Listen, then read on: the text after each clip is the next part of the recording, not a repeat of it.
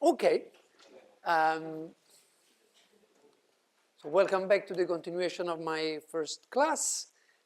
So today I'd like to start directly from Nether's theorem, which we didn't have the time to discuss already yesterday.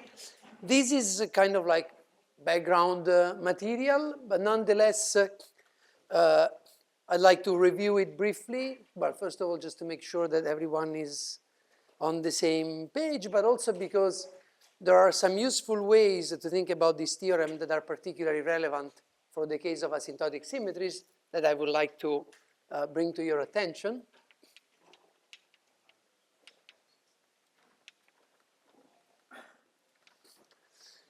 And so, well, just to briefly remind you the statement of the theorem. First of all, we define differentiable, sometimes it's called like this, differentiable symmetry as a transformation of the dynamical field which is labeled by a continuous parameter. Let me call it epsilon, and connected to the identity.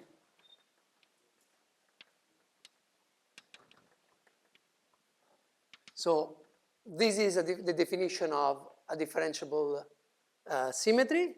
Sorry, a differentiable transformation. So let's say, and because it's connected to the identity and labeled by a continuous parameter, we can also look at the infinitesimal version of this transformation, and we will denote it by this, where phi is a generic dynamical field. And so it is a symmetry if under this transformation, the Lagrangian is invariant up to a boundary term. And because we are thinking of the Lagrangian as a 4-form, I'm going to write this boundary term as an exact 4-form. So this may be 0, does not need to be 0. Whatever we have here on the right-hand side, the equations of motion will be invariant. So this is the definition of a symmetry. And then the theorem is that for every such symmetry, there exists a conserved current. Namely, a quantity J labeled by epsilon such that dJ on shell is equal to 0. And to prove this theorem, it's really straightforward using these tools of covariant phase space that I introduced yesterday, because we can just start from this equation here and recall that in general, so these we can think of it as applying, so we start from the generic variation of the Lagrangian, and then we specialize this variation to a specific vector field. So this is epsilon shorthand notation for the field space vector field that generates the transformation. So I epsilon is actually a shorthand notation for I v epsilon, so to speak, where v epsilon is integral of transformation of the field d over d phi. Okay, and the integrals are over space-time. And these, you remember that is the equations of motions up to the symplectic potential as a boundary term. So this is I epsilon of E plus d theta, and therefore, with our bicomplex commutation rules, these two commute. So this is I epsilon E. Remember E, here I'm writing it as a one-form in field space. So this would be now a scalar in field space, plus d I epsilon theta. So if you want these, you can think of it as, the Euler-Lagrange equations multiplied by I epsilon, multiplied by delta epsilon phi. And so it follows from just this chain of identities that the quantity J epsilon defined as I epsilon theta minus I epsilon satisfies this equation, because you see that dj epsilon with this definition is nothing but I epsilon E, and therefore vanishes on shell. So not only it's a one-line proof of Nether's theorem, it also gives a very compact and elegant formula for writing the Nether current for any symmetry. You can apply these to standard examples, global or local gauge symmetries, and you'll get the answer from that simple formula, and we're going to see shortly some examples.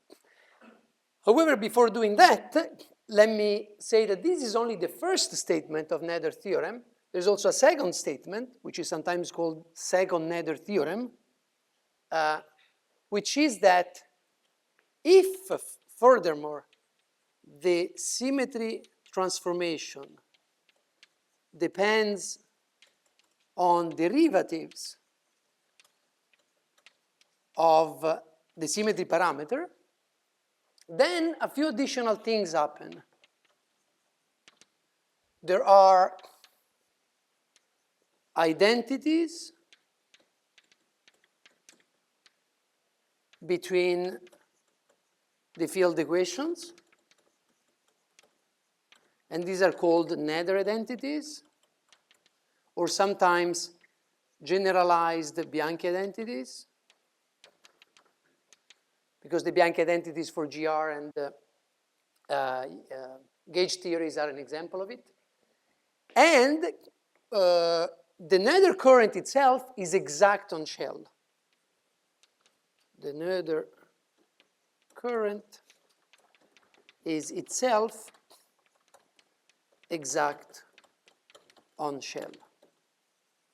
Namely, J epsilon on shell is the D of something. And now, what is this representing, if you think about the simplest example of a gauge theory, which is a case where this happens, right? Because in gauge theory, let's say Maxwell, simplest possible example, in Maxwell theory, a gauge transformation, so let's say a mu, depends on derivatives of the symmetry parameter. So that's the simplest case in which this happens. And what we have now in gauge theory is not only conservation laws of the three-dimensional type, like things on three surfaces being constant in time if there are conservative boundary conditions. So let me call those codimension 1 conservation laws.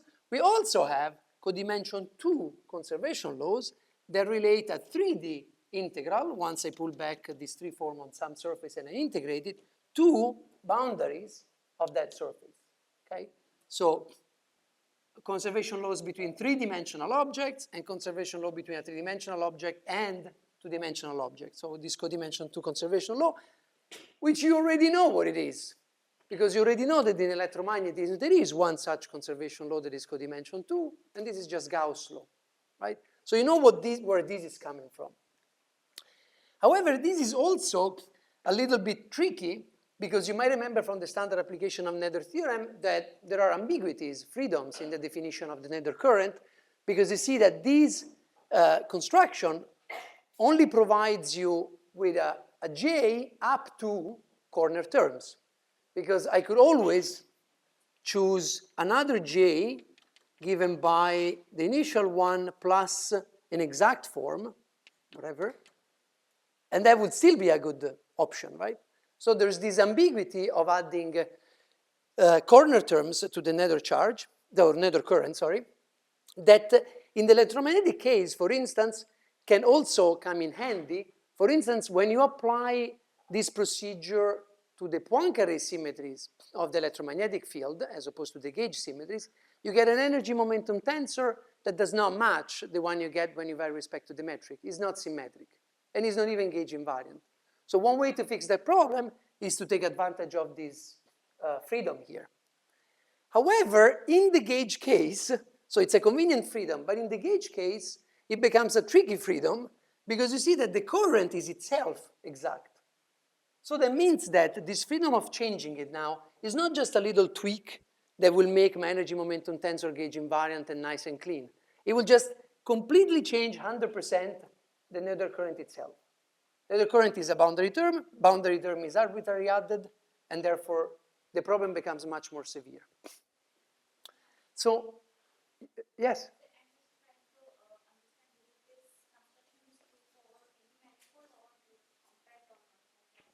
Oh, here I'm not even looking at the manifold yet. I'm just talking about forms. I haven't even pulled them back. So, of course, you might have in mind some, trivial cohomology when I assume that necessarily the ambiguity is a corner term, so let's do that. But other than that, this can be, actually, in fact, let me do the electromagnetic example, and then we'll discuss what changes depending on whether the topology is compact or not, because there's something useful about it. Although I don't want to spend too much time on the electromagnetic example, but just a little bit to give you. Okay, so let's do electromagnetic Lagrangian. So I don't know if I had already written it, but the symplectic potential that you get from the variation of the Lagrangian or the action on shell. So that gives the definition of the symplectic potential, which is minus F mu nu delta A nu. When you do this gauge transformation, actually I'm going to use this convention. When you do this gauge transformation, the Lagrangian is completely invariant.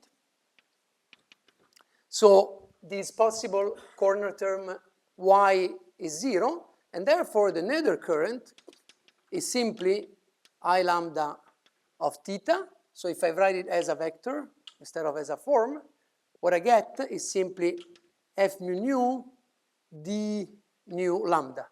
Okay? That's the nether current. So observe that this nether current, we can write it as, so first of all, we can check the first statement of Nether's theorem. If we take the divergence of this guy, we hit here, and then we hit here. When we hit here, we get 0 by Schwarz theorem, or Schwarz lemma, whatever it's called, because this is antisymmetric. When we hit here, we get the Maxwell's equations. We are in vacuum, so on shell, so we can easily confirm that on shell, and only on shell, this is 0. Okay? So it's a non-trivial conservation law. It's only valid if the field equations hold. If you have an identity, like a Bianchi identity that holds regardless of the field equations, that's not going to teach you much about the dynamics.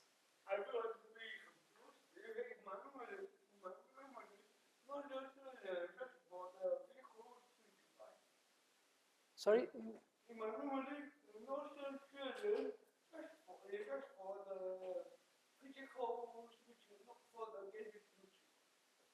What holds for the, not for the gauge symmetry? The conservation? Nether theorem. Yeah. Oh, okay, so I didn't want to say this, but it is true that there are many reviews in which, about Nether's theorem, in which weird things are said, like Nether theorem doesn't apply to gauge symmetries, or it applies in a weird way. None of that is true. Nether theorem applies perfectly well. In fact, Nether theorem was introduced for gauge symmetries because it was introduced when she was studying diffeomorphism, which is a gauge symmetry. So it just applies perfectly. And we will, here you can test it explicitly, that you get this conserved quantity. But let me tell you about the second statement, which I haven't yet. Here we've just checked the first statement of Nether's theorem. Now let's check the second statement. Just integrate this by parts. So let me write this as d nu lambda f mu nu minus lambda d nu f mu nu. And so now you see explicitly also the second statement. When we are on shell of the equations of motion, we are in vacuum again for simplicity. This term is 0. So on shell of the equations of motion, all we have is a total divergence.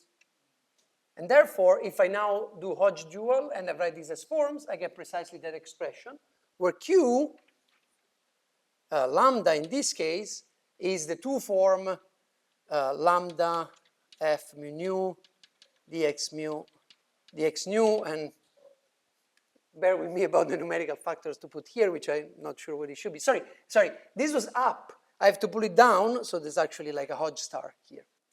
So if you want to know more explicitly what this is, you actually just pull back on a constant time slice. So this is just the zero component, and then we get the zero component here.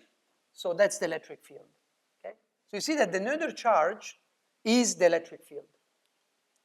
If you do the same thing with matter, in the notes I put all the details, but now I don't have time to go all through them, so let me just write the result, so at least I write it correctly.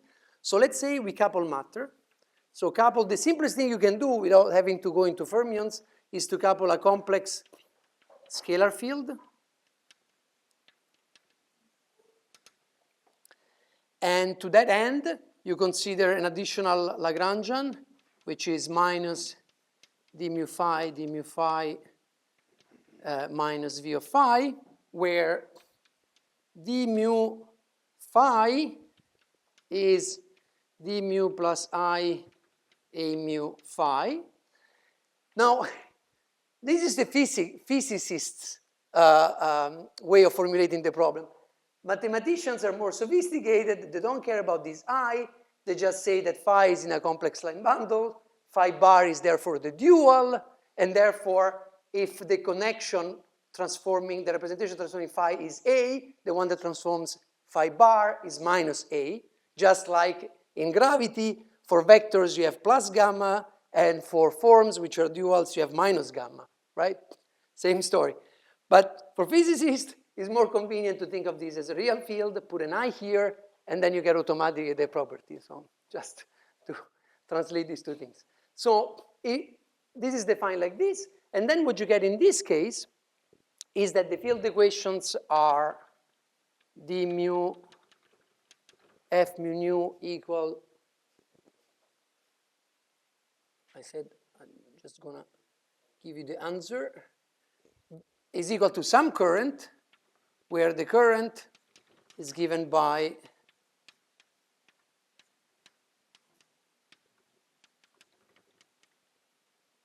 mu, something like this.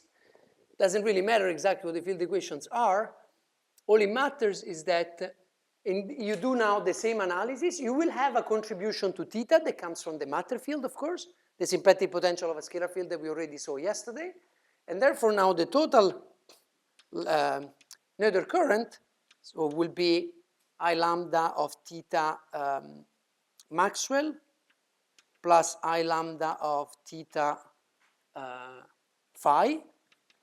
And you get, when you do the calculation, now you get f mu nu d nu lambda minus lambda j mu.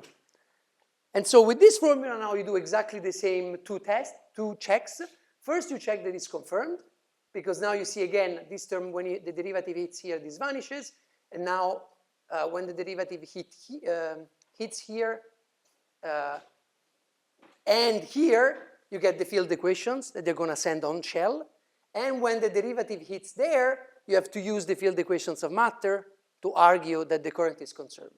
So it's conserved on shell of the field equations of both the gauge field and the matter.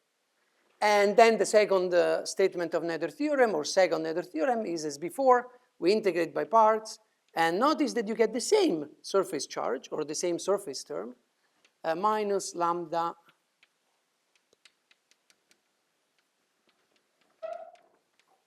and it looks like I got the signs right, but you have to be careful about which index this divergence is sitting on. So actually even got the signs right. So on shell, this is again just a surface term. However, discussing decoupling with matter allows us to also realize that there are two different situations about this gauge symmetry. One is the generic case in which lambda is a field, and one is the global case in which, didn't you say you were going to erase the blackboard for me? I got tired. And so it's important to distinguish these two cases because I think especially in gravity it enlightens and a little bit what goes on there too. So we can distinguish two cases. One, let's say, is d mu lambda equals 0.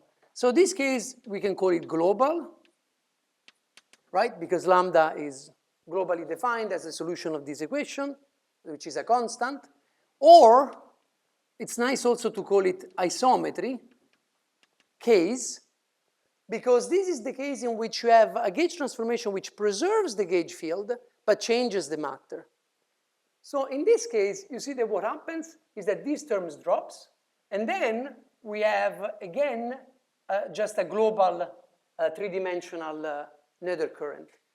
Which means that in this case, we could forget, so what is important is that d lambda a mu equals 0 in this case. And remember that I'm thinking of this d lambda as I lambda delta a mu. So this means that in this case, we can actually forget about the variation of A, which means that we can forget about the fact that A is a dynamical field. We could think that A is some classical background field, 0, non-zero, it doesn't matter, but it does not participate to the dynamic. Such a theory, of course, is a theory in which the electric charge of the matter does not have the interpretation of a charge being mediated by an electromagnetic field, because I'm treating it as a background. So it's a different physical interpretation, it's a different dynamics. But in that theory, I can now treat this as background, and now I have a global symmetry in the sense that the nether charge is a 3D integral only. So in that theory, remember who was asking the question? You were asking the question. In that theory, whether I integrate on a compact surface or on a non-compact surface, it doesn't really matter that much, because all I have is this charge. It'll be non-zero in general in both cases. But in the theory in which the electromagnetic field is dynamical, even if I am looking at the special case lambda equal 1, or constant, I still have one of the field equations that tell me that this has to be exact on shell. And therefore, if now I integrate on a surface with no boundaries, the charge must be 0. So I get that the electric charge on a compact surface has to vanish, but only because I'm thinking of the electric charge as the one mediated by an electromagnetic field. If I'm thinking of the charge of a U1 symmetric scalar field, that doesn't have to vanish, but it's a different physical system.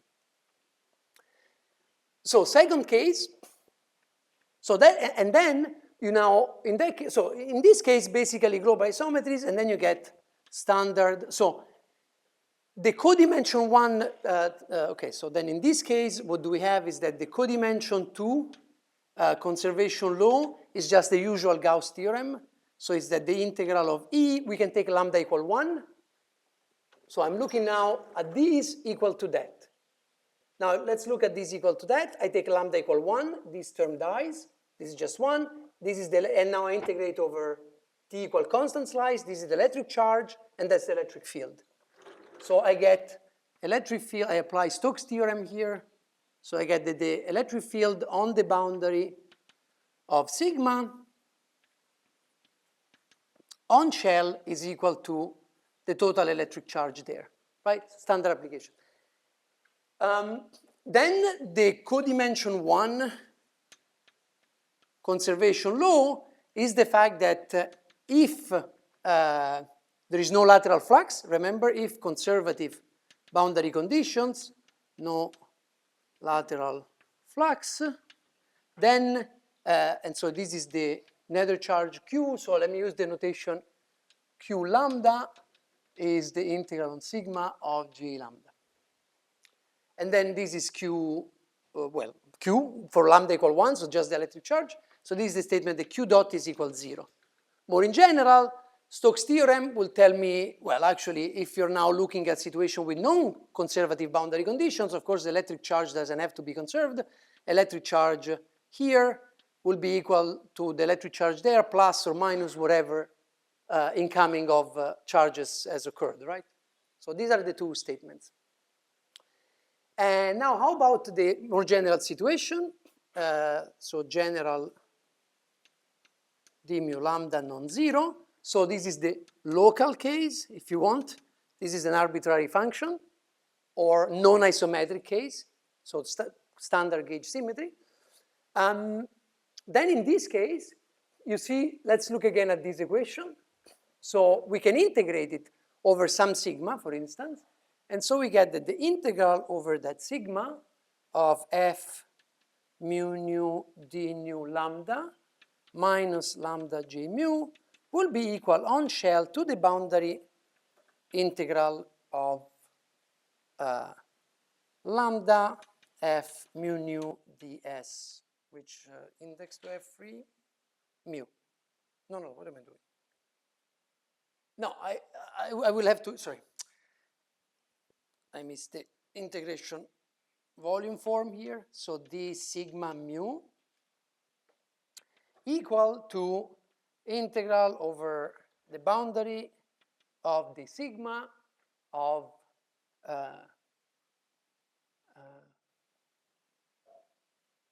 what am I? Yes, that is correct.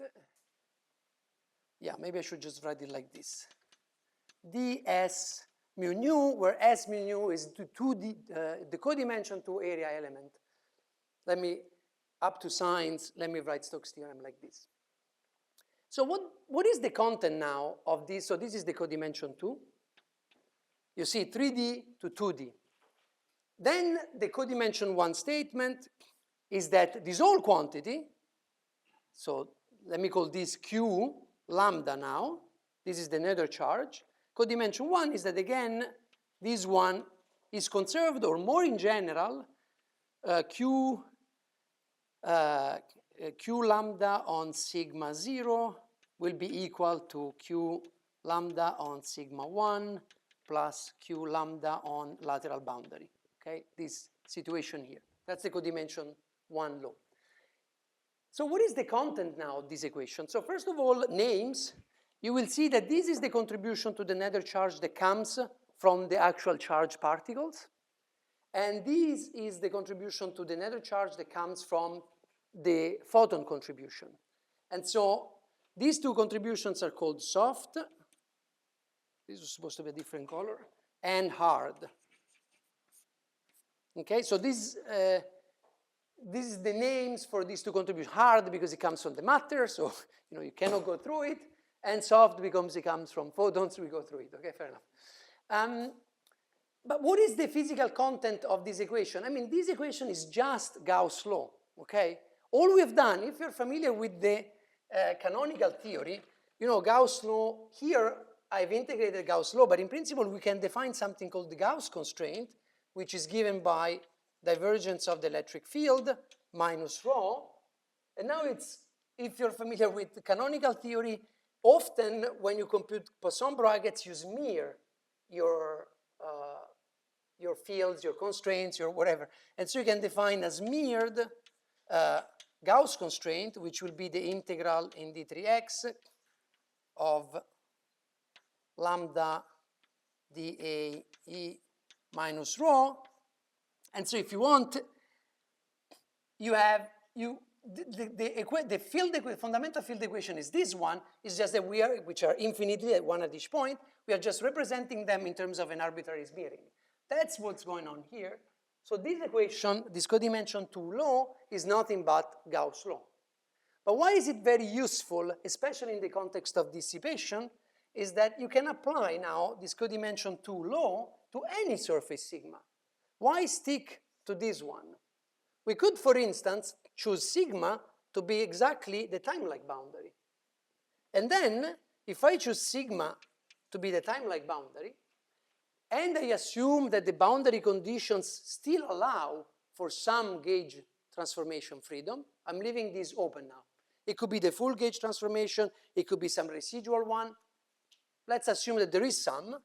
Then I get another equality, another equation here that tells me how the charge, the electric flux here evolves in time because of the flux here. So notice that the roles of flux and charges swap.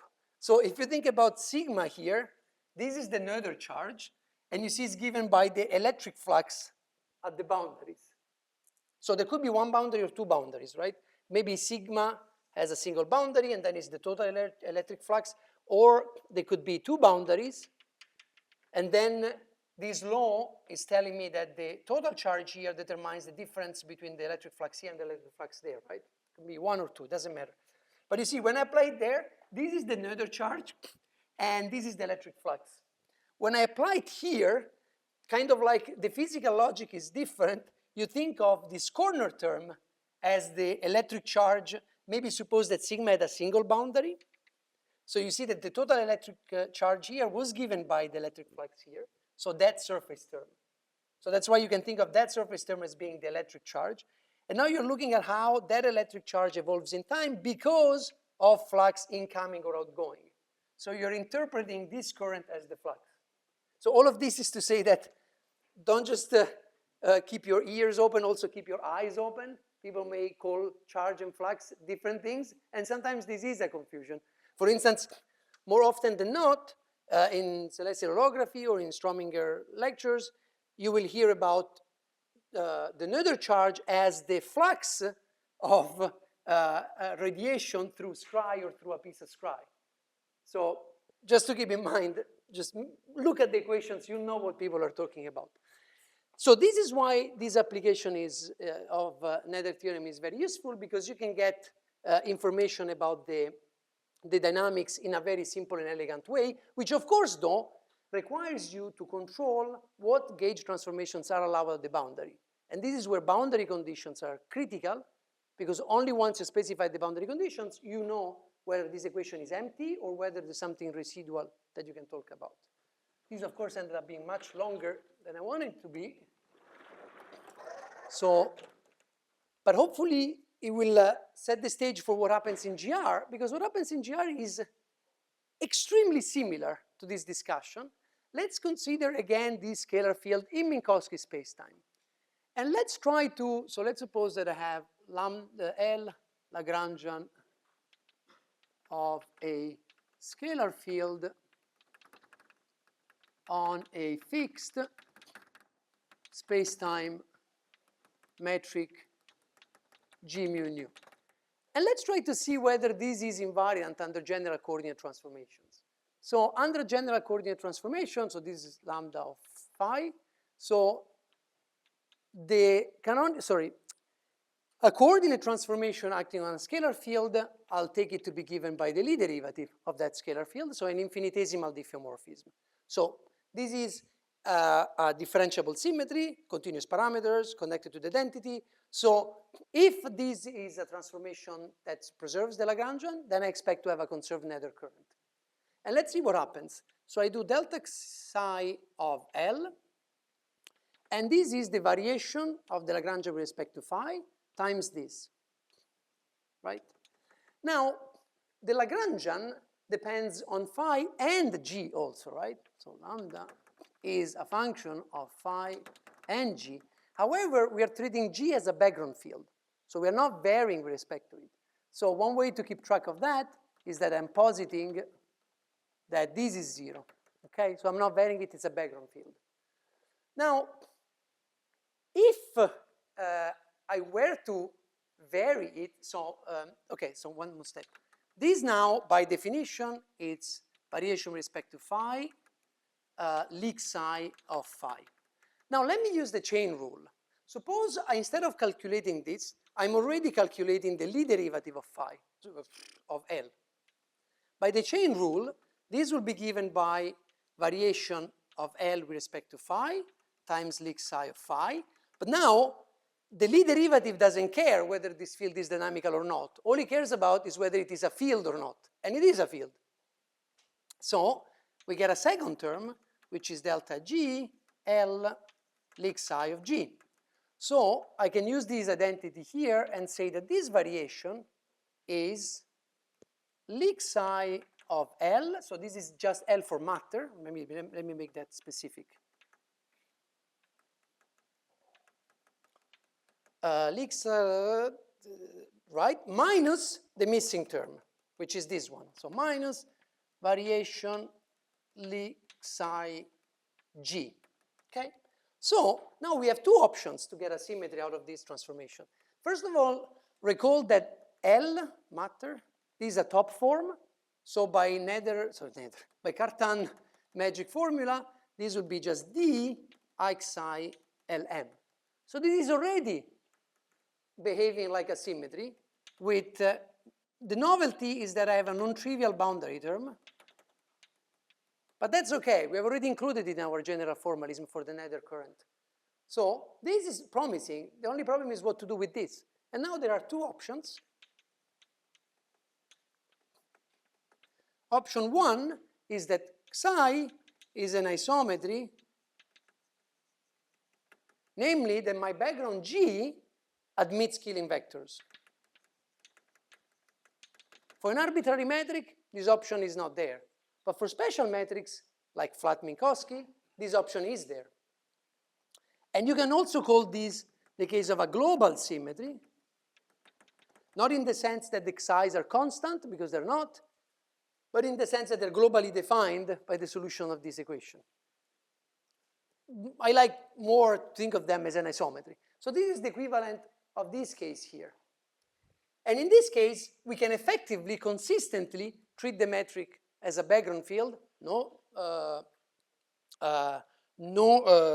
general covariance, no general relativity, but only in special cases we have symmetries.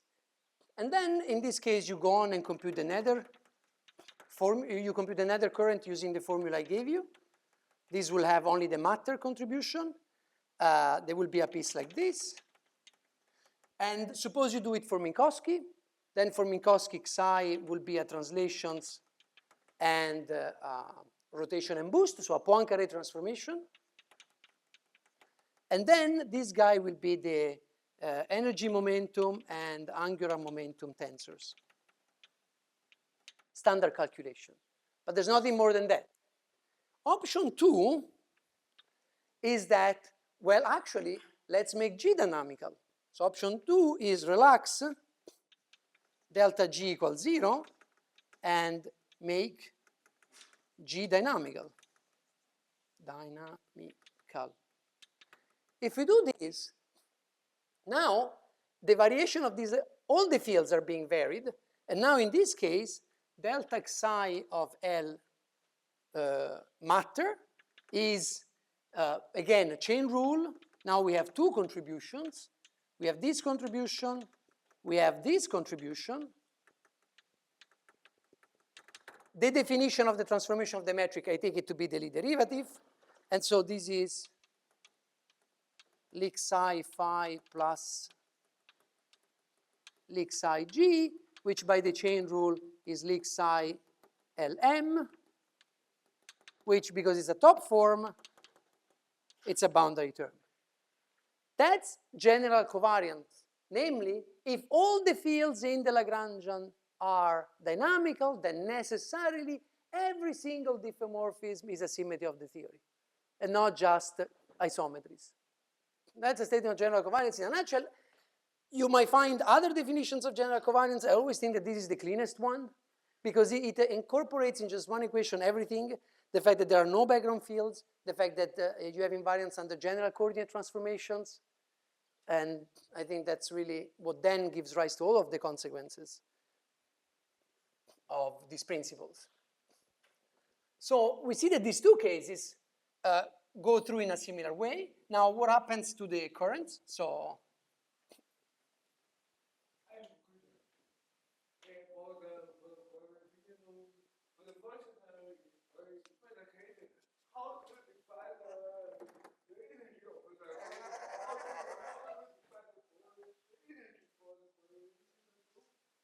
how do I define what? The energy for the matter fields? Oh, in the first case. In the first case, there's none. The gravitational field is non-dynamical in the first case. Remember, the first case is this. There's no dynamics in that field. So there's no sense in associating an energy to it. You will only associate an energy to the gravitational field in the second option.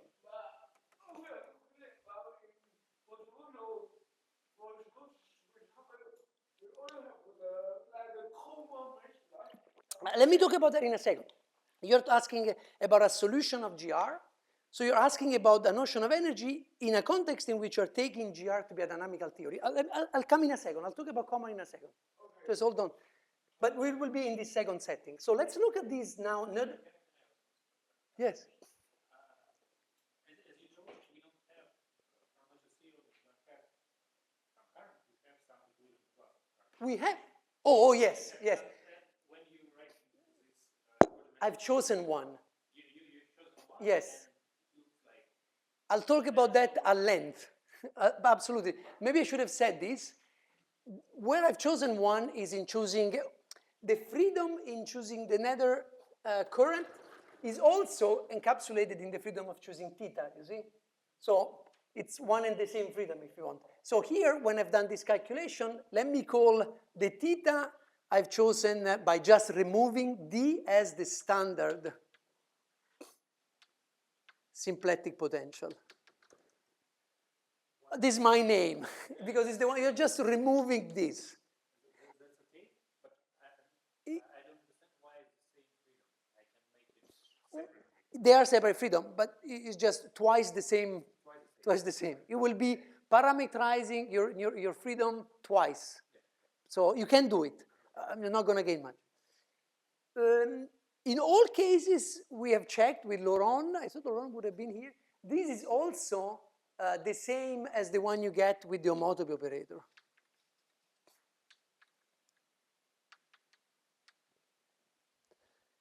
However, I didn't talk about, okay, I'll get back to this later. I'll get back to this later because when we talk about these ambiguities, for the sake of time, I'll just discuss first comma and that stuff, and then the ambiguities all at once so that it's more efficient. Okay, so now, to come to comma, so let's evaluate now this quantity. So because we're in option 2, so option 2, so we add a dynamics for the metric, and we add the Einstein-Hilbert dynamics. So Lagrangian Einstein-Hilbert plus a complex scalar field. This is my total Lagrangian. And so I apply, the things go through just in the same way. And these will be xi theta mu Einstein-Hilbert plus xi theta mu scalar field minus xi total Lagrangian. And you do the calculation explicitly. Don't make me do it for the sake of time, but you find the details here. And you get a very interesting formula. You get, where is it? So 1 over 8 pi g, and then g mu nu plus lambda, g mu nu. I'm taking Einstein-Hilbert with cosmological constant. If you want, you can set it to 0, doesn't matter. Minus minus t mu nu, now, t mu nu gets a 16, right? Or an 8 pi? 8 pi? Can't remember. So forget about these factors. Let's set units 8 equal pi equal 1. Now, we get something like this, which is the Einstein's equations in my units, and then we get something that is a total divergence, which we can write like this. So if I now translate this in the length, okay, so first of all, notice that this is 0 on shell. These are the Einstein's equations. So again, we can check explicitly both statements of Nether theorem. For the first statement, we apply the total, well, now Nether theorem will be, I have to take into account densities. So Nether theorem will look like this, the first statement, right? That should be clear.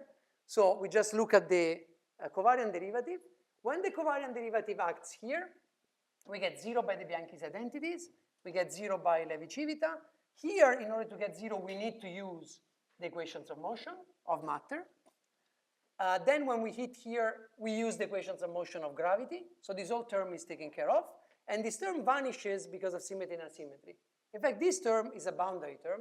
And if I rewrite this as a 3 form, this will be d q psi plus these equations here, projected, this equation Hodge dual, where q is up to a numerical factor, which anyway doesn't matter, epsilon mu nu rho sigma, nabla mu psi nu, dx rho dx sigma. Okay, this is called Komar 2 form. So that's the first statement. How about the second statement? Well, the second statement is the fact, well, it's already in here, okay? So second statement is that on shell, this is dq. And what is q is the Komar-2 form. So the equivalent of the electric flux for the electromagnetic case is the Komar-2 form here.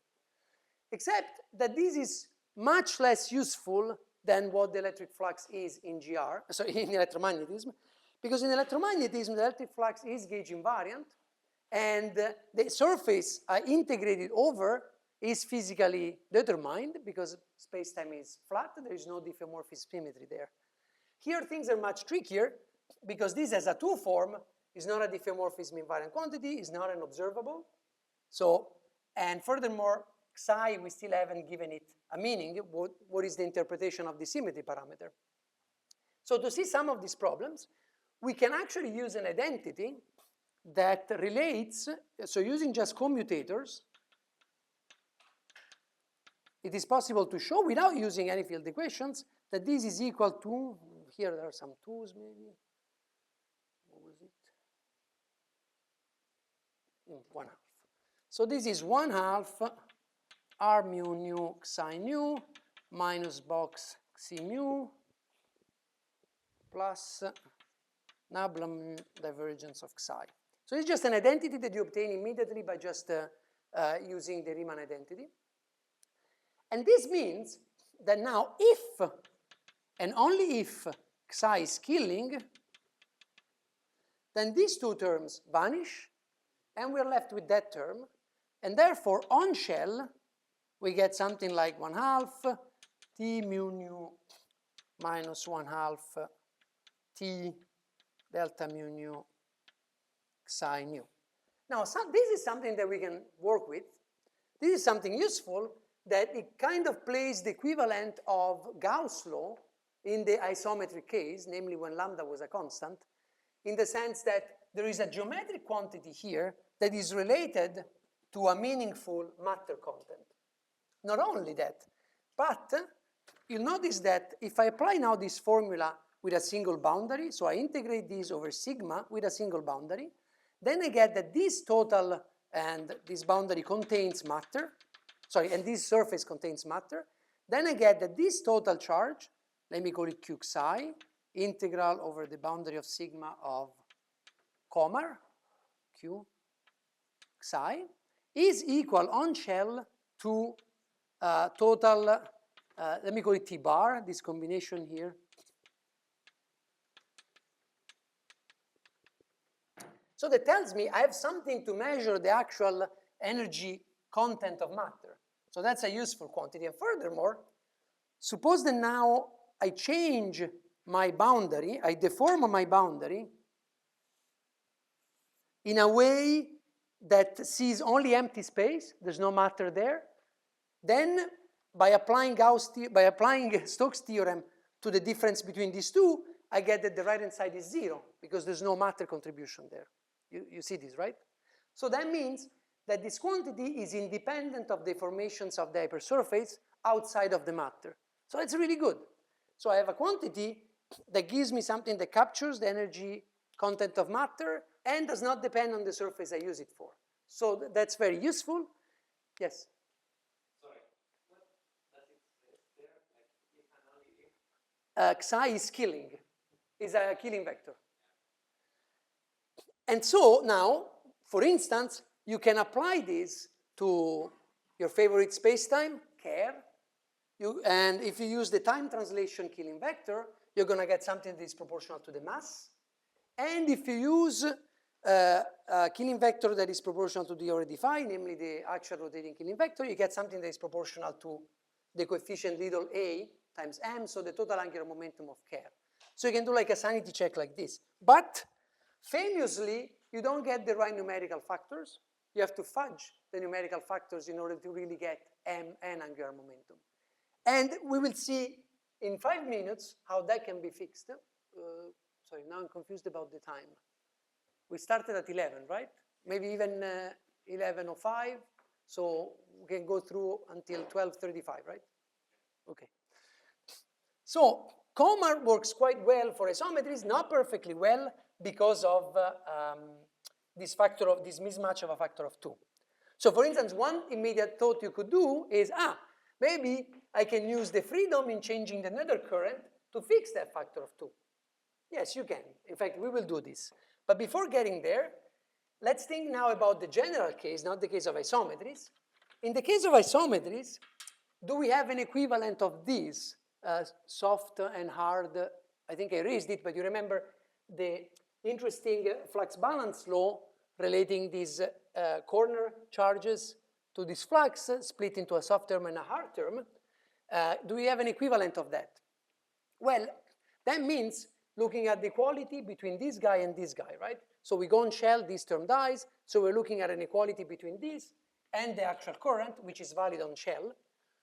So one way to see what that equality could look like is already to look at this identity that we have for the Comar 2 form, and we know that on shell is giving us this, but if psi is not killing, because in the general case, on top of this, we now have these two additional terms.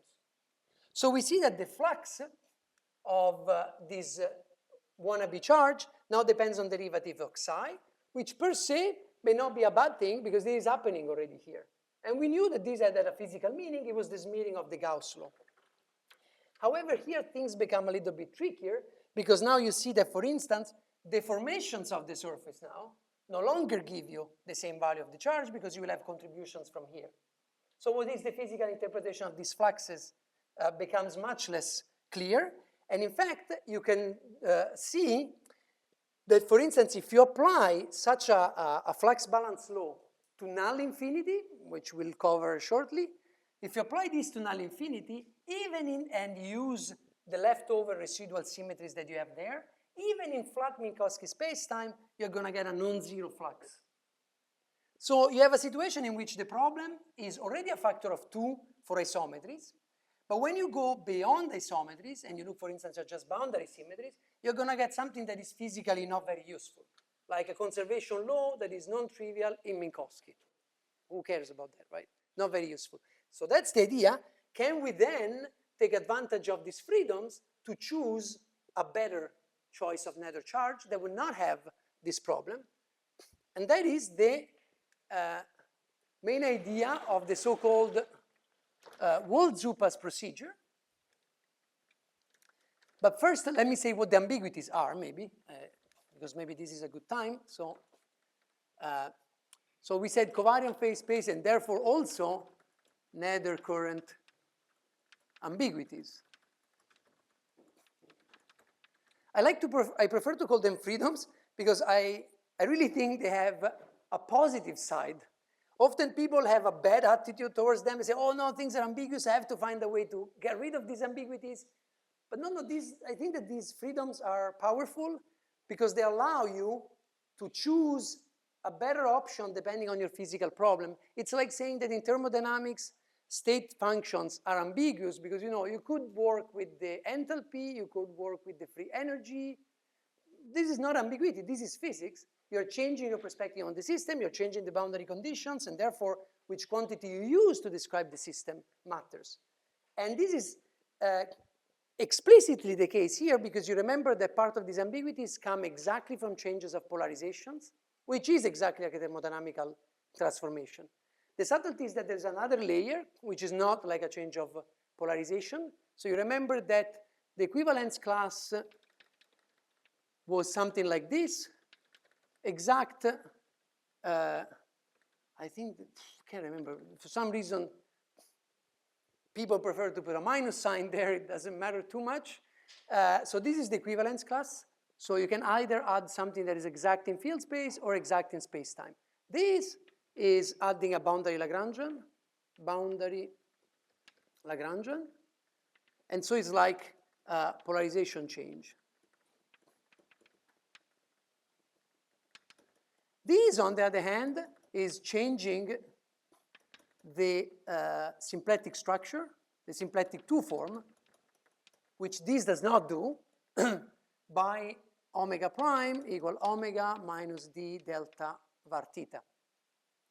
So why would you do something like that? Well, first of all, unfortunately, it is possible, but fortunately, because we'll see it's very important. So we can do it. Now, can we get any intuition of what is going on? I can give you two, for instance, examples in which this happens. So omegas that differ by a corner term can occur because of field redefinition. So can occur within different formulations of the same theory.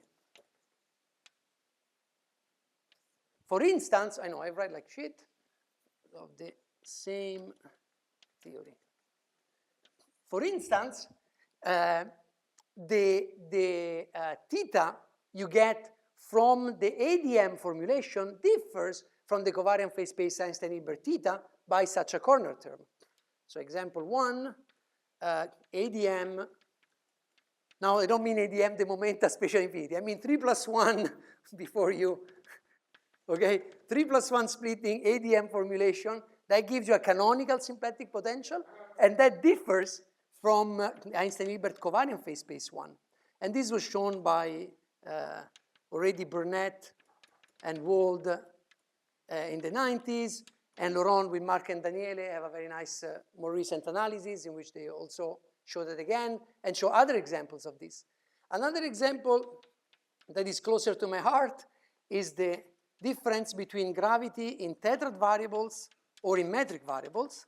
That too gives rise, and this is something that we did in, I think, in 16, that too gives rise to a difference of this type. So you see, exactly the same field equations, exactly the same solution space, but different natural or standard symplectic potential. Anyway, they're ambiguous. So there's no guarantee that when I remove the D, I get the same answer. Another instance in which it can occur is different derivations of the symplectic structure. And for instance, the Barnich-Brandt construction based on the Barnich-Brandt and No analysis using the homotopy operator, that is based on acting with the homotopy operator on a choice of Noether current, which they choose how? Well, they say, because of this general, where is my general Noether theorem? Anyway, general Noether theorem was J epsilon equal dq epsilon plus equations of motion. So maybe there is one nicer choice, and it's the one in which I choose my freedom so that I just get rid of this term. If I do that, I have another current that vanishes on shell. So they call that the choice of the weakly vanishing Noether current. And then they build the symplectic structure acting with the homotopy operator on that. And that gives also a difference by a factor, a corner term like this. So also in the Barnich-Brandt paper, they cannot, I haven't talked yet about the canonical generator, but anyway, that formula for the canonical generator makes reference to a symplectic structure for Einstein-Hilbert, which is also different from this one constructed a la Ayerwald. So it can happen. The point is, can we do something useful with it? And absolutely, we can do a lot of useful things with it. Part of it is the freedom to choose better suitable currents. Part of it is the fact that it allows us to get rid of divergences in the case of asymptotic symmetries. A very nice and simple example that I already mentioned yesterday is this Arlo Wu or who? I'm confused now.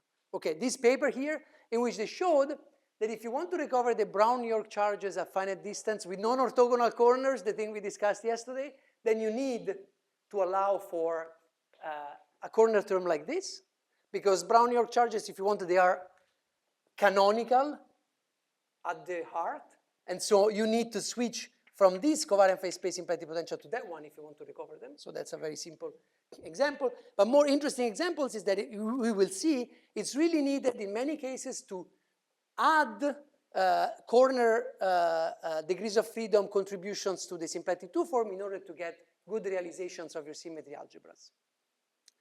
So that was about the ambiguities. How do these ambiguities reflect on Nether theorem?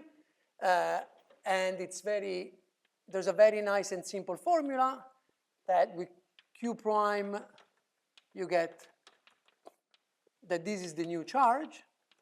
The formula written like this is in the paper of Laurent, Marc, and Daniele. Harlow had a similar way of writing the same formulas. We can call this in general improved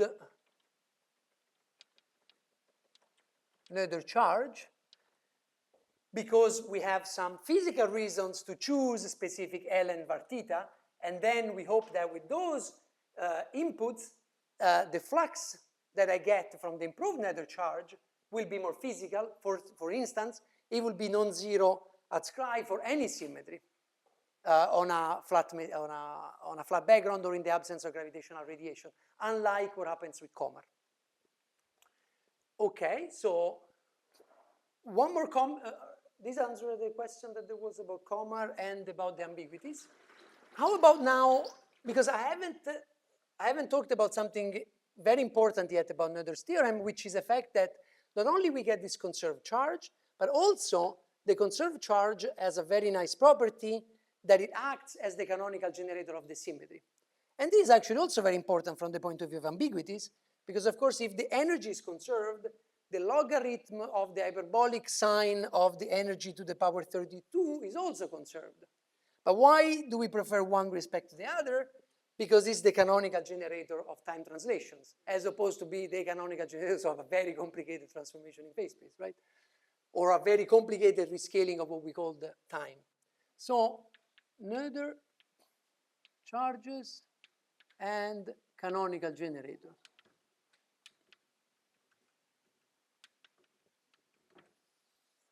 So this relation, again, it's very simple to prove using these covariant phase space methods. So basically, what is the canonical generator in standard mechanics?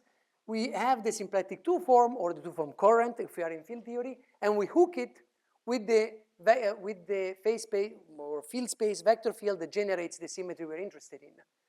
So with my convention that omega was dp dq, because I want the moment map to have the standard sign, namely that the Hamiltonian vector field of P is dq and not minus dq, I put a minus here, namely I enter in the second slot of the two form, okay, but that doesn't matter too much. So now what is this? This is minus I epsilon delta theta by definition. And by those rules, you recognize these as one piece by the rules of the bicomplex. This is one piece of the Lie derivative in field space. So this is minus delta epsilon theta, and I have to subtract the other piece, which is delta I epsilon theta.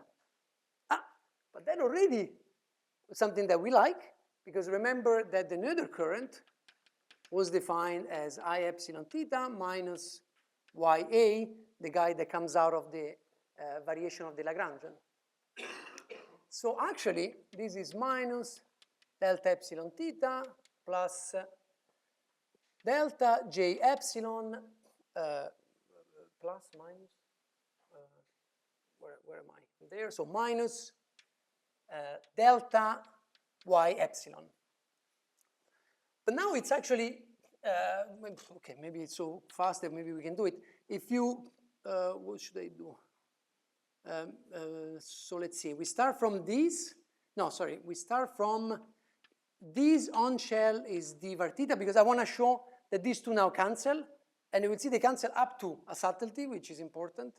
But anyway, so, okay, so let's see what I want to do. Now I want to do a start from this. Now I do delta epsilon on both sides. This commute, remember that in field space, this is the same thing as d Lie psi or Lie v, and this commute. So also in field space, they commute. So this is the same thing as d delta epsilon L. Actually, let me assume that the parameters don't depend on the fields. Okay, the parameters are purely background. Let me assume this. We can relax this construction. It's tricky. Things become more complicated. I don't have the time to go into it. I will only mention tomorrow in the last class a situation in which this is necessary to be taken into account. But for the time being, let me assume that this is not there. Anyway, the proof just goes through. It's just you have additional terms that you have to take care of. We'll talk about it briefly tomorrow. So now I have something like this. And then on the right-hand side, on shell, I have d, because they commute, delta epsilon theta. And these, we know that it's d epsilon. And so this whole thing, again, I use the commutation. So I get that this is equal to, on shell, to d delta ye. Okay? So I get the identity I want up to cohomology, up to an exact form. So this is equal now to delta je plus some exact form. Let me call it x, because I don't know what it is. You will have to do the calculation explicitly to know what x is. We'll do that shortly. But so in general, we get this beautiful result that if this guy is 0 or exact, so we can actually discuss 3 cases. So case 1, x epsilon is 0, then neither charge or neither current is the canonical generator. So neither charge is the canonical generator. So I'm being slightly vague. Remember that I'm using things that are only currents. If you really want to talk about the phase space, you might be interested in integrating over some surface sigma, and then the actual result is that omega I epsilon omega on a surface sigma, which is the actual symplectic 2 form, not just the current, is equal on shell to delta of q epsilon, right, in that case 1. So that's really the statement. The neutral charge is the canonical generator.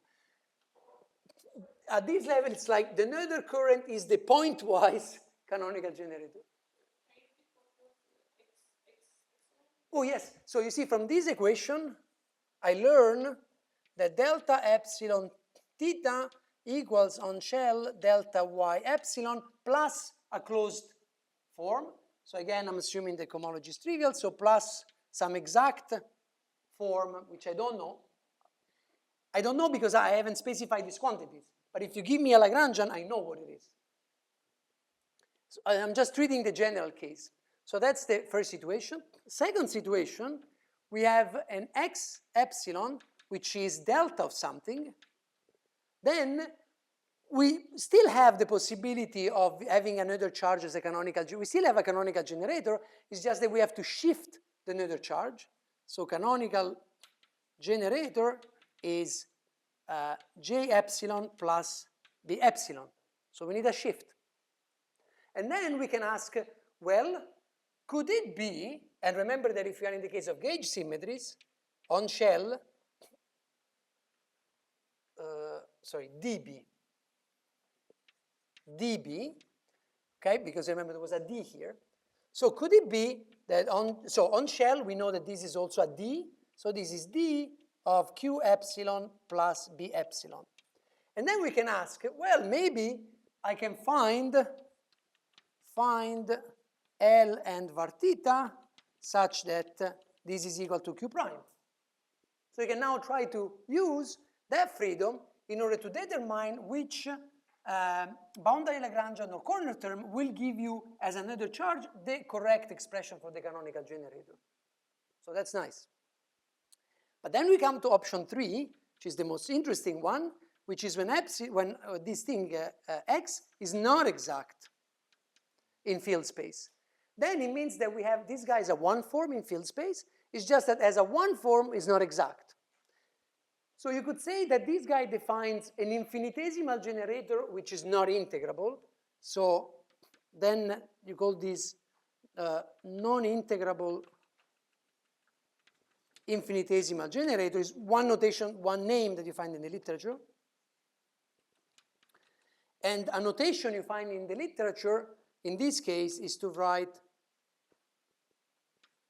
this formula, like in thermodynamics, as delta slash of the wannabe Hamiltonian generator. But what we mean by this is that the fact that we have a term that is exact, j epsilon, and a term which is not exact. Okay, so this is what we mean. That's the most interesting situations that we're going to discuss now. But first, let's see examples of 1, 2, and 3. So example 1 is gauge theories. In gauge theories, none of these interesting stuff happens. Everything is quite simple. I mean, gauge symmetries for gauge theories, not the energy momentum tensor, things like this. For that is true as well, but kind of like trivially true. So first example, Maxwell. So remember that for Maxwell, theta was minus f, what am I writing, sorry? Delta A nu, and so the symplectic 2 form as a current is minus delta F mu, delta nu, namely, if we pull this back, remember it's delta E, delta A, symplectic electric field and vector potential are canonically conjugated variables. So now we are interested in looking at the generator of gauge transformations in this covariant phase space formalism. So we look for I lambda of omega mu, that gives us minus delta lambda F mu nu, delta nu, minus delta F mu nu, delta lambda A nu. Let's say it's a abelian gauge theory. It didn't go through in the non-abelian case, but for simplicity, so this guy is just 0, I'm doing just Maxwell, and so this is delta F mu nu d nu lambda. Then let me also assume that delta lambda is equal to 0. I said that case, if there are questions, we can discuss it a little bit, but I don't want to for now. So let me assume this case for simplicity is just a background field, some gauge transformation. So then this is delta of F mu nu d nu lambda. And now I can integrate by parts here, use the equations of motion, and you get d nu delta of F mu nu d nu lambda, and sorry, and you get delta of d nu lambda F mu nu, which is, remember, our Noether current. So in this case, x lambda is 0. The Noether current is the canonical generator. If you couple the scalar field of that example, the calculation is longer because you have additional contributions, but you get exactly the same result. Only the surface, and notice that in the surface term, there is no matter contribution. Remember, the matter only contributes, okay, it's gone, but the matter was only contributing through the flux, the hard flux. So this is the canonical generator also in the presence of matter coupled to gauge theory. What is what, sorry?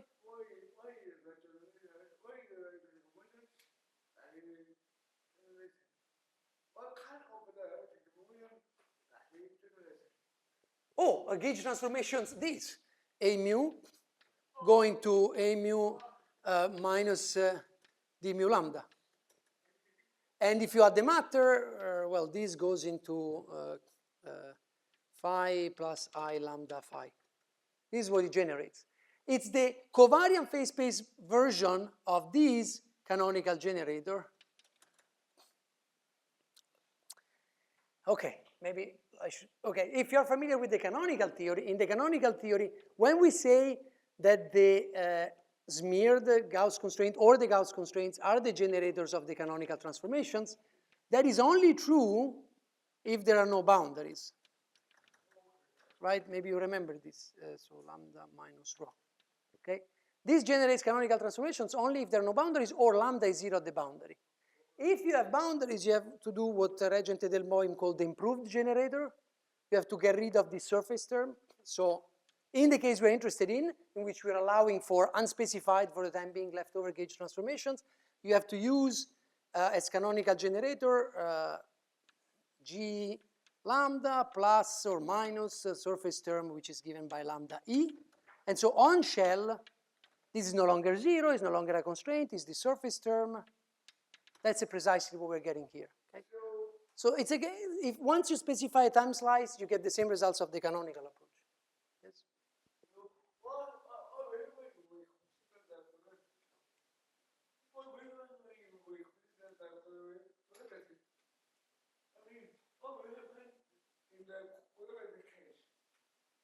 In which case? Derivative case? Gravitational case. Oh, 1 second. Not the, now let's come to the gravitational case, because this was the example of case 1. Now gravitational case will give us examples of 2 and 3. So example 2.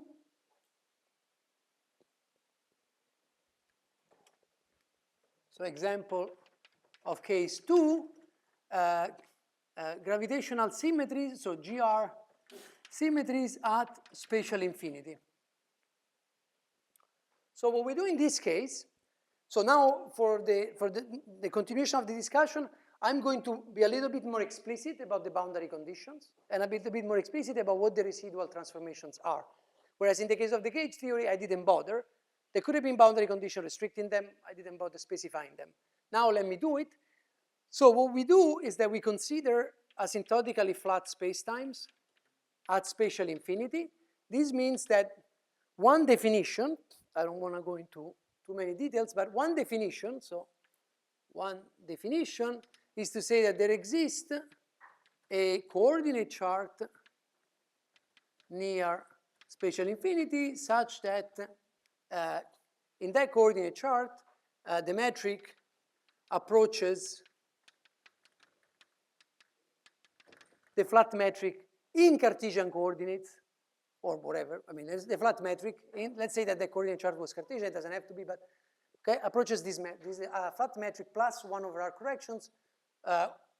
This 1 over r is going to be our way of saying how far or close we are to spatial infinity. Now, you see that in general, this metric will have no isometries. So in general, this will be different from 0. However, this metric has isometries. So this metric here gives us a notion of asymptotic Killing vectors, which are isometries of of eta and are isometries of G only up to 1 over r corrections.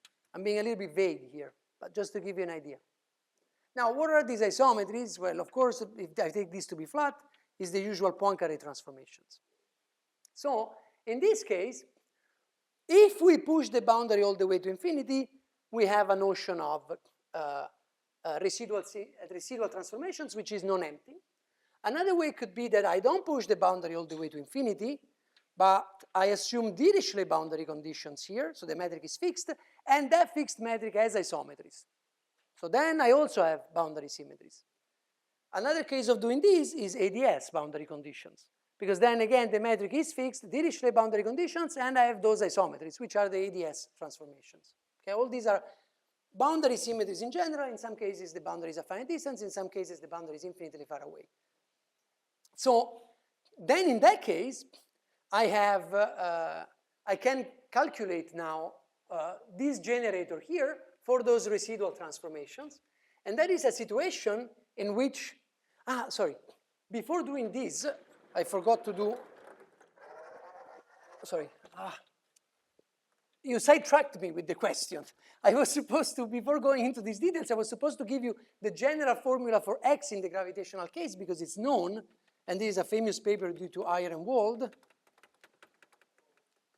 So let me pause for a second on that discussion, sorry about that. So Ayer, Wald formula.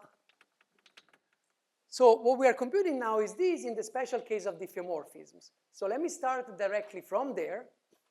And epsilon is a diffeomorphism, so we have minus I psi of omega is equal to minus delta psi of theta plus delta I psi of theta. And I realized I should have earlier on already said something. Well, I'll come back to it if need be. Okay. So now what Ayer and Wald did was to assume that there are no background fields in theta. So if this is the standard theta that you get out of the Einstein-Hilbert action, that's obvious because it only depends on the metric. There are no non-dynamical fields, general covariance, and therefore delta psi of theta is just Lie psi of theta. You remember from the discussion of the Lagrangian for the matter, we said in general if I have an object that depends on, let's say, dynamical fields and background fields, such as eta in flat spacetime, then delta psi of f is not equal to Lie psi of f. Remember this calculation, I don't have to redo it. So, but whatever it is, it was Lie psi of f plus something else, right? And so let me call this something else, delta xi of f. So this we call the anomaly operator. But what it really does is that it measures the background dependence of f as seen by the symmetry that you have. Because explicitly, if you compute it, this delta xi of f is minus, it has an expression like this. Okay? So if there is no background field dependent in f, there's no anomaly, everything is covariant. If there is a background dependent, but the symmetry group does not see the background, it's an isometry for the background, then again, there is no anomaly, everything is covariant. So this anomaly operator is also a measure, if you want, of background dependence or equivalently of non-covariance. Okay, so when we do this, we are assuming covariance of the symplectic potential, which with the standard one, we don't have to assume it. But if you start playing around with your equivalence class, then you have to be a little bit careful. And I'll comment about in the final discussion, I will talk about that too. Okay, so if that is true, then we can write this as minus I xi d theta minus d I xi theta plus delta j xi minus I xi L plus I xi L. Okay, but now let's assume again for simplicity this. So this delta hits delta L, and so this term gives I xi d theta, which kills this guy. And so I get delta j xi minus d I xi theta. So that's our big X, the guy. So X xi is I xi theta. So if this is exact, delta of b xi, then we are in case 2. If it is not, then we are in case 3. Okay? So an example now of case 2, now that I have this formula. So first of all, notice that because we're going to take the pullback on some hypersurface at some point, our sigma, whether it's space-like or null or time-like, whatever, and there's an I xi of theta there, if your xi is tangent to that hypersurface, then this term will not contribute after pullback. So for those DFOs that are tangent to the hypersurface, there's no problem. This term will be 0, the nether current is the generator.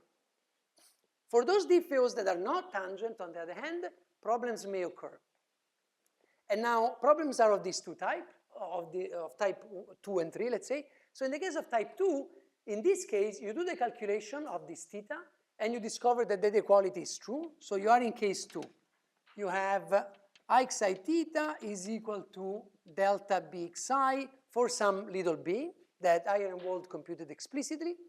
And lo and behold, so remember that we're using the standard symplectic potential, so that current J is nothing but the Komar2 form on shell.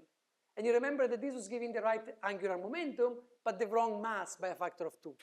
Now, when we look at the angular momentum, d over d phi is tangent to sigma space-like hypersurface, so the term I xi theta does not contribute, so the fact that Komar gives the right angular momentum charge is unmodified by doing this calculation. But now that we look at d over dt, so the time translation killing vector, that term is no longer 0. You do a calculation and you find that it contributes exactly the missing factor of 2 you had. So with this prescription for the canonical generator, you correct the Komar mass to twice the Komar mass, and therefore you get the good, or something like this. I don't remember now exactly. Maybe it's 3/2. No, I think it's something like this. 1/2 and 1/2, and then it gives you 1. And so now you get, as canonical generators for Kerr, both the mass and the angular momentums without mismatching factors. And furthermore, you can also find an L such that big psi is equal to I xi of L. So not only you can improve the Komar2 form to be a canonical generator that matches the mass for Kerr, but also you can think of it really as an improved nether charge, in which there is a boundary Lagrangian that gives you that result as a nether charge. Case 3 is much more interesting now. Case 3 is the case of radiation. So how can it be that the Hamiltonian is non-integrable. So the point is that, remember the discussion we had at the beginning yesterday, that in the case of a field theory, you might have no conservation of the symplectic 2 form. So you remember that we have this equation on shell, which tells us that omega sigma is equal to omega sigma prime plus omega lateral boundary, whatever that boundary was. And so if there is flux, then the symplectic 2 form is not conserved.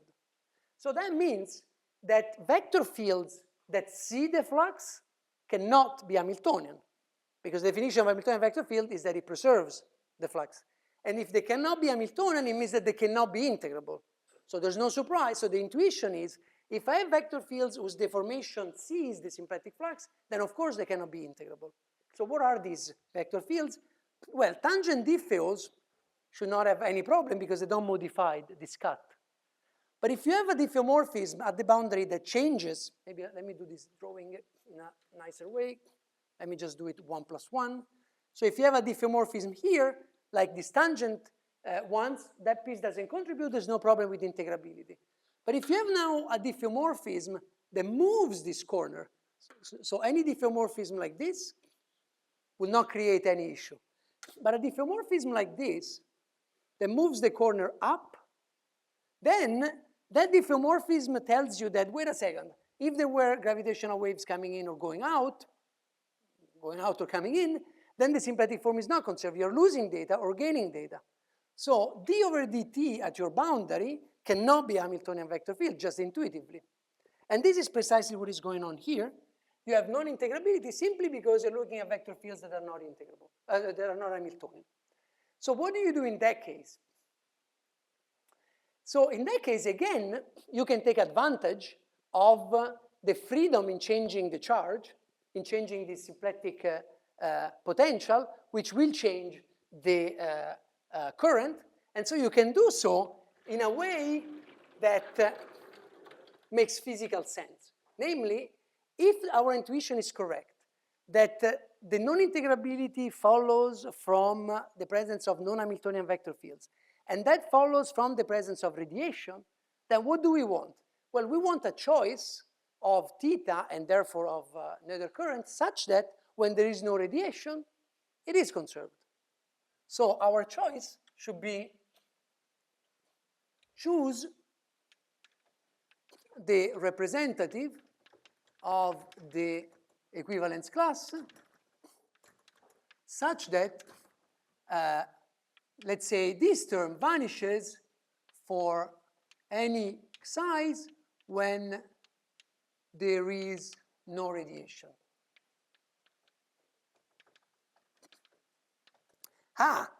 Easier said than done.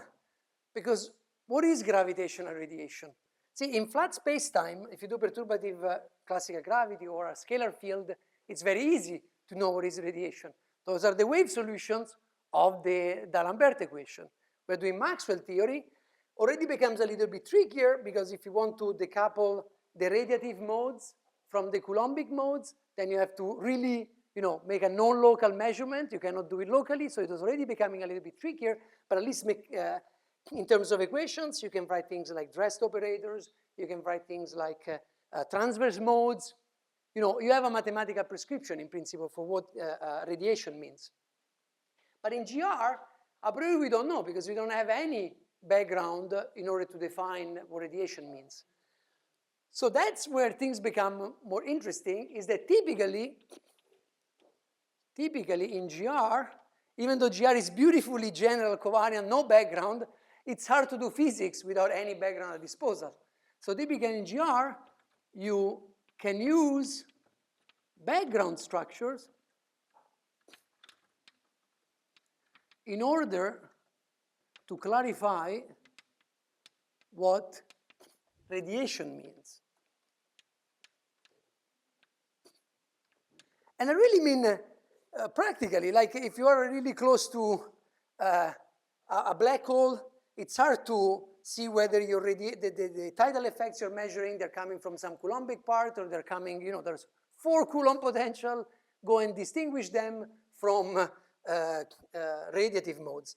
the way people do it at LIGO is because they use is because they use perturbation theory around a flat background.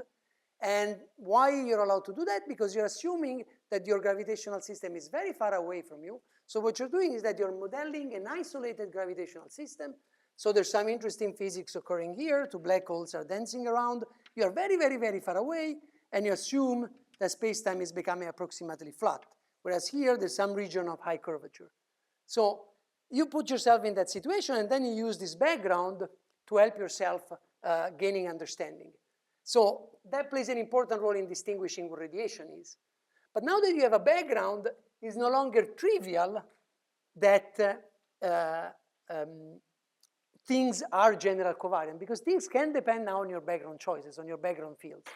So in particular, what you do is that you give yourself, so we have a boundary, which could be a time-like or a null boundary.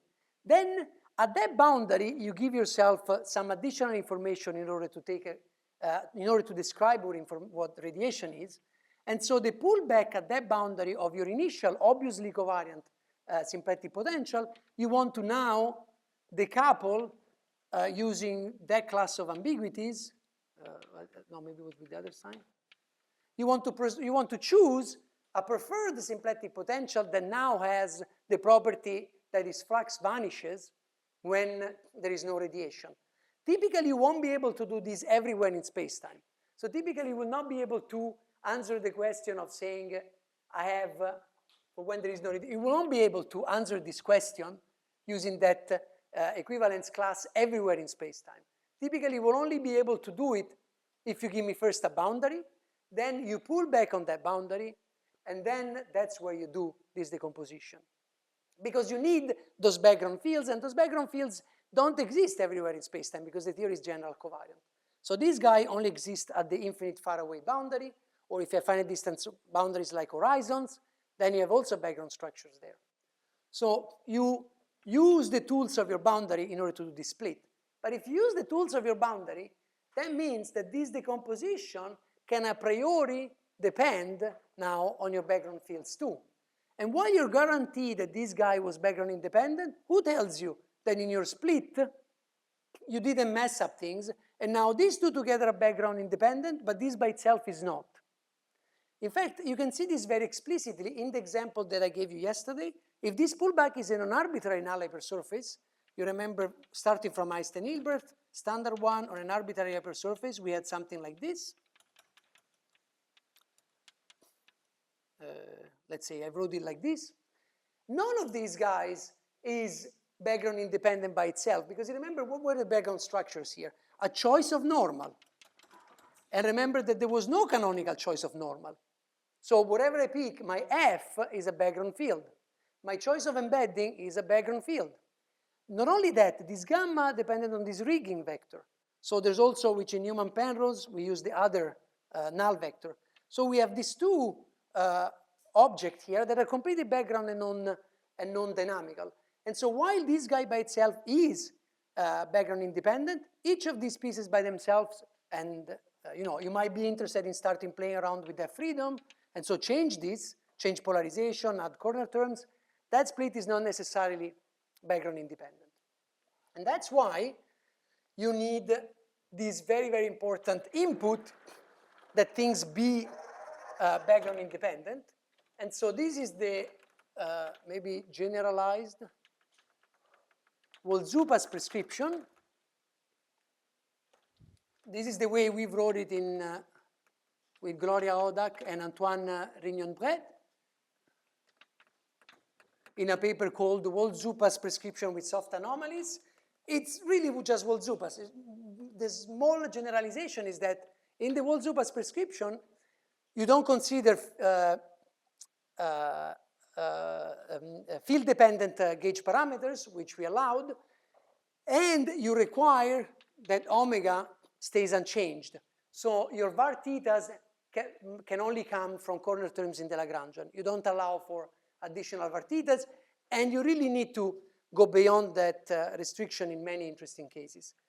Then you require covariance, namely, so within this equivalence class, they would then ask for a preferred symplectic potential that then would necessarily be of this type.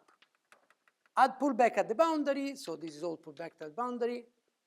It will have to be of this class. If we relax this, then we allow also for a corner term inclusion. But in the Wald-Zupas case, initially there was only that. So because so this was condition 0, which we are interested in relaxing, which means that we allow the possibility of adding this guy. Then this crucial requirement that this guy is background independent. So that is field derivative in field space and is Lie derivative in space-time match. And then the second is that you want to choose theta such that, remember theta is some choice of polarization. So in general, theta could be something like P delta Q, right, you remember? And when we discuss the conservative boundary conditions, you remember the conservative boundary conditions were of the type, for instance, delta Q equals 0, could be Dirichlet, could be Neumann if I change polarization.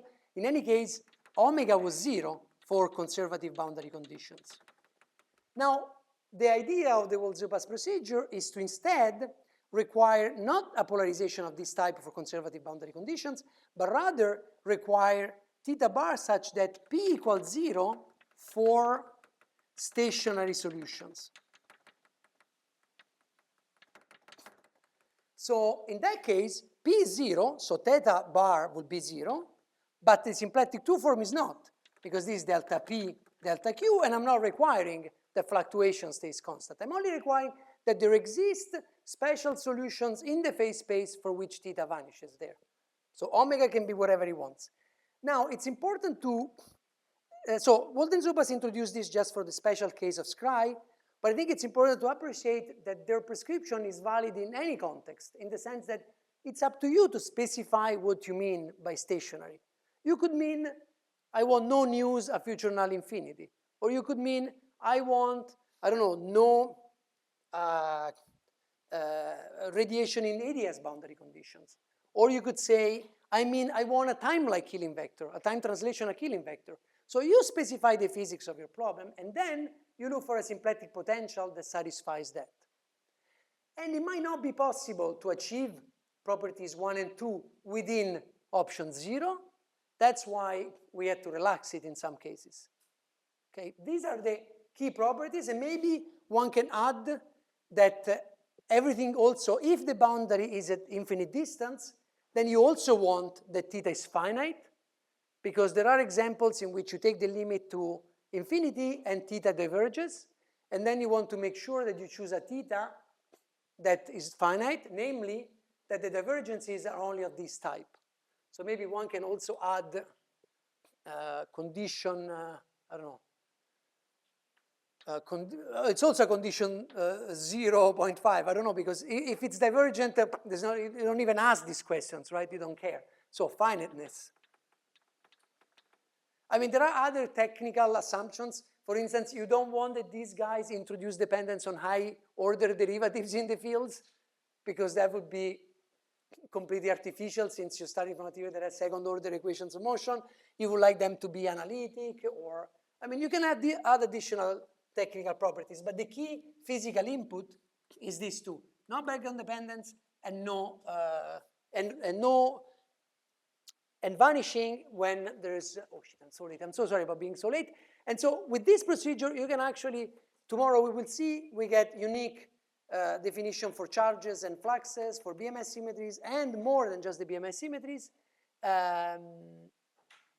We'll talk about, which have no problems like a Komar charge, they satisfy these properties. Okay, sorry. So as yesterday, A to L go for lunch first, M to Z wait a little bit.